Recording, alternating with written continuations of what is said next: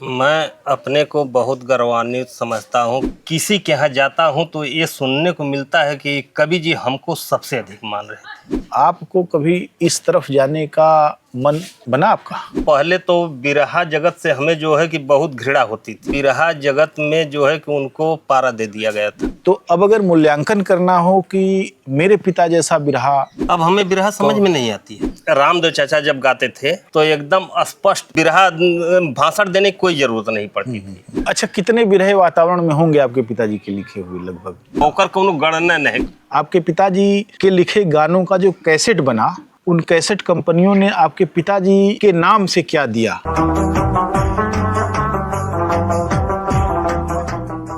एक बड़े कवि की विरासत को संभालना भी एक बहुत बड़ा काम होता है।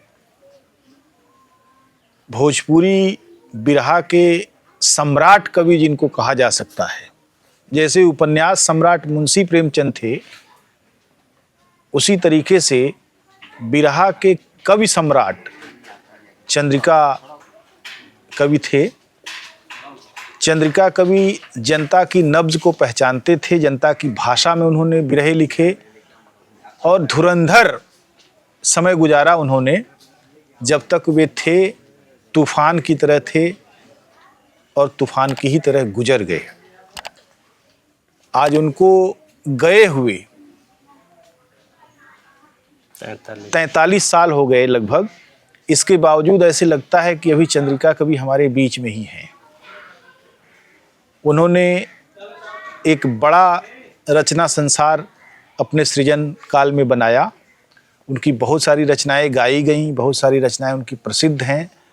लेकिन जितने बड़े कवि थे, उतने ही सज्जन और सहज व्यक्ति होने के नाते बहुत सारे लोगों ने उनका लाभ उठाया और उनके न रहने पर भी बहुत सारे लोगों ने उन किताबों को साफ ही कर दिया। आज चंद्रिका कवि की रचनावली छापी जाने की ज़रूरत है ताकि बिरहे पर शोध करने वाले लोग, देश दुनिया के अध्येता उनको समझ सकें कि गंगा के कछार में पैदा होने वाला एक कवि किस तरीके से अपने समय को पहचानता था, किस तरीके से उसने अपने दौर को लिखा। उनकी बहुत सारी यादें हैं। आज हम उनके सुपुत्र चंद्रहास यादव के साथ हैं। चंद्रहास यादव खुद चंद्रिका कवि की छाप में एक पद हैं और उनके पुत्र हैं, उनकी विरासत को संभाल रहे हैं। उनकी रचनात्मक विरासत से उनका कितना ताल्लुक़ है, ये बातचीत से पता लगेगा। चंद्रहास भाई, आपका बहुत बहुत स्वागत है। प्रणाम।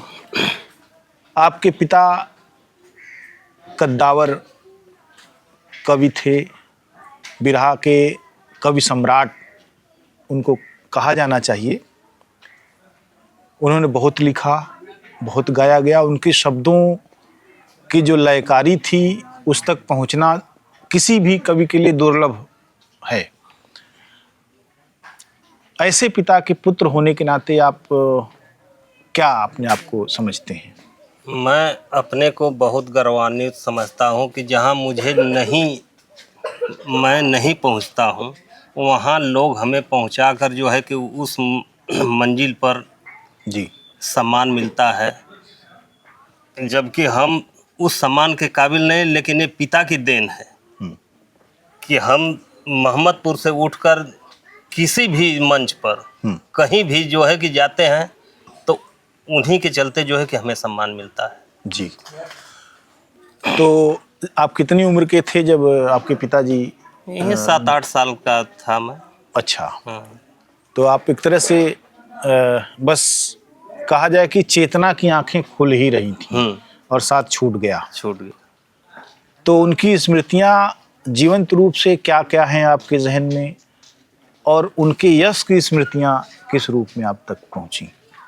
उनके यश की कीर्ति जो है हमारे जीवन में जो पहुँची वो पहुँची, लेकिन समाज में जहाँ भी मैं जाता हूँ जी, किसी के यहाँ जाता हूँ तो ये सुनने को मिलता है कि कवि जी हमको सबसे अधिक मान रहे थे। एक होड़ जैसी। हाँ। आज तक मैंने किसी से ये नहीं सुना कि नहीं हमें कम मानते थे। जिसके भी जुबान से मैं सुना तो उसके जुबान पर यही था कि वो हमको सबसे ज़्यादा मानते थे। आपके और भाई हैं? हाँ, एक हमारे भाई हैं चंदन यादव। अच्छा, बड़े हैं छोटे? छोटे हैं। अच्छा, छोटे हैं। तो आपने पढ़ाई लिखाई कितनी की? हम बीएससी किए। अच्छा, तो आपके पिताजी का कोई सपना था कि आप कुछ आपको ये बनना चाहिए? अब हम तो 7-8 साल का बच्चा कितना बड़ा होता है ये तो आप खुद ही जो है कि कल्पना कर सकते जी, हैं जी। कि नहीं। तो जैसे उनकी एक बड़ी विरासत है लिखने की, और जहाँ लिखा जाता है वहाँ गुनगुनाया भी जाता है और गाया भी जाता गाया है। भी जाता बहुत सारे ऐसे लोग हुए जो कवि भी थे और बिरहिया भी थे। हाँ।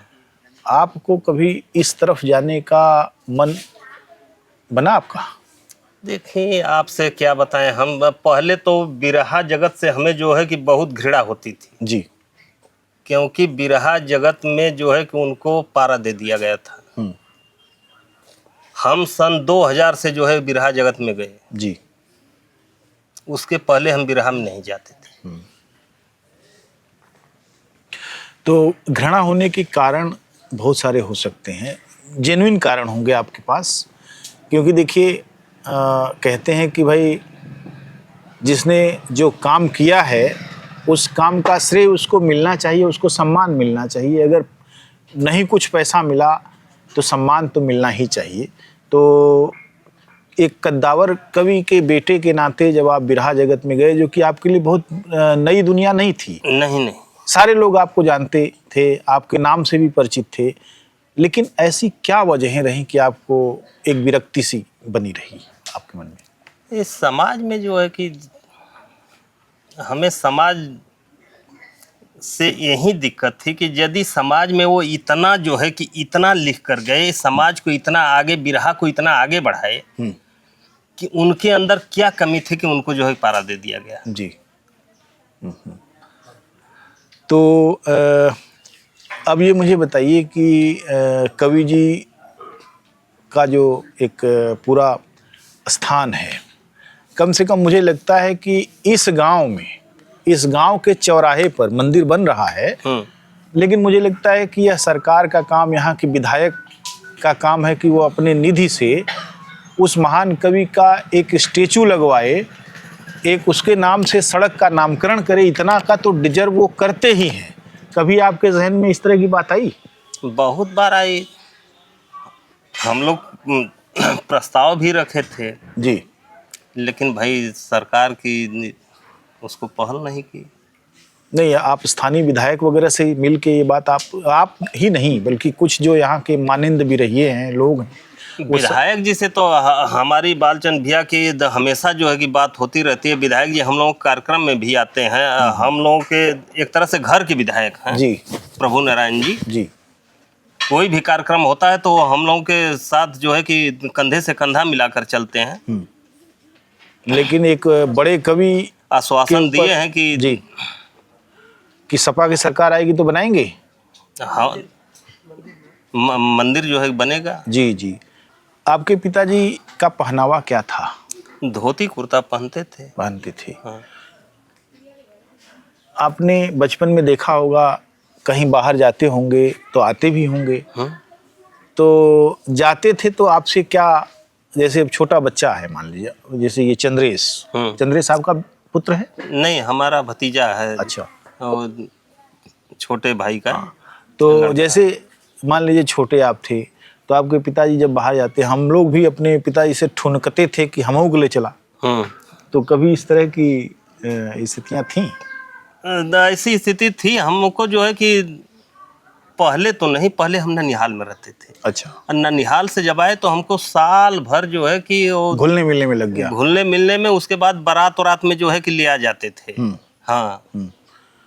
तो उस समय की कुछ याद है कि कैसे लोग मिलते थे आपके पिताजी से? बहुत बढ़िया ढंग से। हम जो आज की स्थिति हमारी है वही स्थिति उस समय हमें अनुभव हो रही थी कि बुजुर्ग लोग भी आज समाज में जाते हैं, हमारा पैर छू देते हैं। जबकि मैं पहले से उनको प्रणाम करता हूँ, लेकिन हमारा पैर छूते हैं। यही स्थिति उस समय हमें जो है कि दिखाई दे रही थी कि हमारे पिताजी के से ज़्यादा उम्र के लोग उनका पैर छूते थे। जी जी जी जी। एक बात मुझे बताइए कि जब आपके पिताजी नहीं रहे तो घर गृहस्थी कैसे संभला? घर गृहस्थी 2 चाचा थे। सब लोग एक ही में थे? हाँ, सब परिवार एक में था। बड़े जो चाचा खेती करते थे और ये छोटे वाले चाचा लाल बहादुर यादव, ये जो है कि रामदेव चाचा के साथ में रहते थे।